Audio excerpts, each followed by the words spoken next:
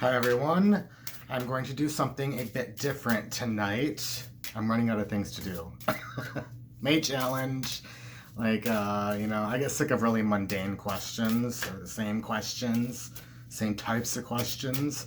So I've been trying to, mix it up.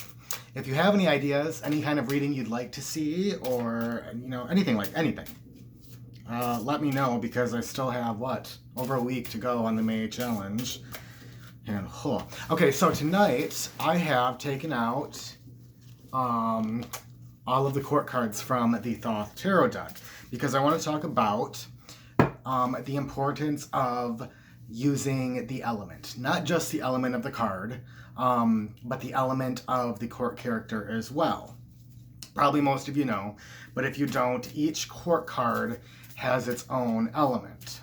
So when we're talking about the Thoth, the princess is earth, the prince is air, the queen is water, and the knight is fire, is wands. So, and that's the order they kind of go in the Thoth is princess, prince, queen, and then knight. The knight is a bit different in the Thoth. He kind of functions as the king, but kind of not as well. And we're not getting into that. I'm just going to pick one card as something I can focus on tonight. Maybe something I can meditate on really quick before bed. And then I am going to do my best to kind of inhabit that archetype tomorrow. So it's kind of my advice on how should I be acting tomorrow? What should I be looking at? What should I try to imbue? And we'll see. I've done this a long time ago in the past with court cards, but it's been a while. Let's see what I got. I think this is good just as like a daily thing. If you just want to take one of your decks and take out the court cards, pull one on a daily basis. I might start doing that. And then just try. It doesn't have to be something you're super worried about, but try to imbue that essence all day. Woohoo! We have got the Knight of Wands. Okay. So this is fire of fire, and that's what I mean by the element of the court card. We know wands is fire, but then we look at the court character as well, which is the knight, and he is fire. So it really helps in readings because if you think about, this one is a hard one, but if you think about the King of Wands and the Rider-Waite, and you don't think about the element, you're gonna think about somebody that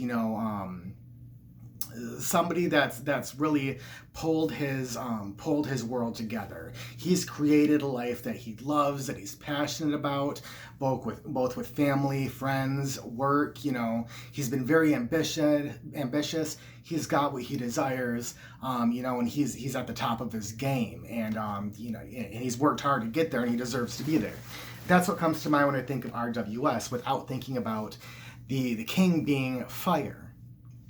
And this is one of the reasons I think that the Thoth does it so well in so many different regards. When it comes to the changes it makes from the Rider-Waite, what it kind of twists a little bit, is the fire of fire, and that's definitely very knight energy. He is okay. So we look at, we can go down the list. Earth of fire. That is very, they're all, because it's fire, it's all very passionate, very outgoing, very sensual energy. You think about Earth and you think, it's very pragmatic. It's realistic kind of ambition. It's a very sensual, down-to-earthness. It's somebody who, doesn't see above their own place in life. It's somebody that, you get what I'm saying. I could go on about it. So you think like that, and then you think water or fire. That's kind of like, it's a little bit diluted. Okay, so it could be a little bit diluted, but we can also look at it as somebody who is very emotional in their responses. Somebody who, when outgoing, acts a lot on their emotional energy. They can be even vindictive. They can be hard to deal with. They're very all out because they're fire, flaming fire energy, but they're very emotional, which can make them wishy-washy, and that's the Queen of Wands. And I never, we don't think about the Queen of Wands in the RWS quite like that, but we do when we look at the element. So we'll skip air, but fire of fire means he's kind of reckless. The Knight, I think, often gets what he wants because he is so reckless. There's nothing holding him back. There's no earth holding him down. There's no water to temper his fire. There's no air to keep him thinking about what he's doing. He's just all out. He's going for it, regardless of the consequences, regardless of anything holding him back. And that can be disastrous too. It depends, right?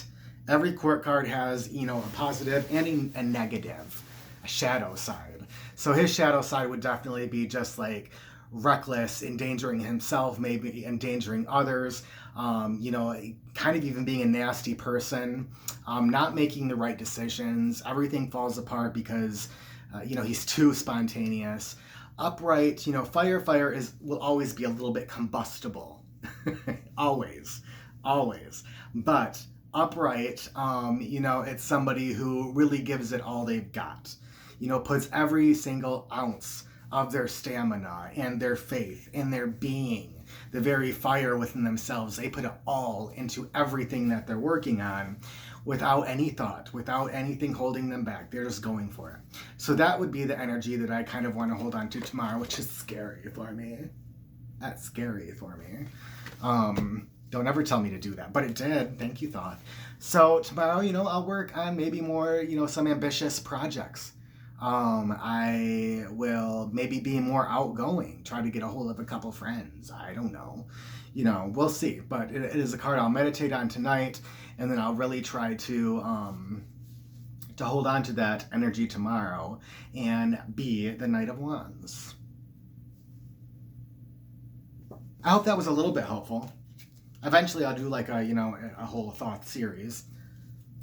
Eventually, when I know it well enough, and when I feel maybe when I pull like the Prince of Wands, because he's that thinking, right? He thinks while he is moving forward, while he's accomplishing his goals. He's not just doing it blindly.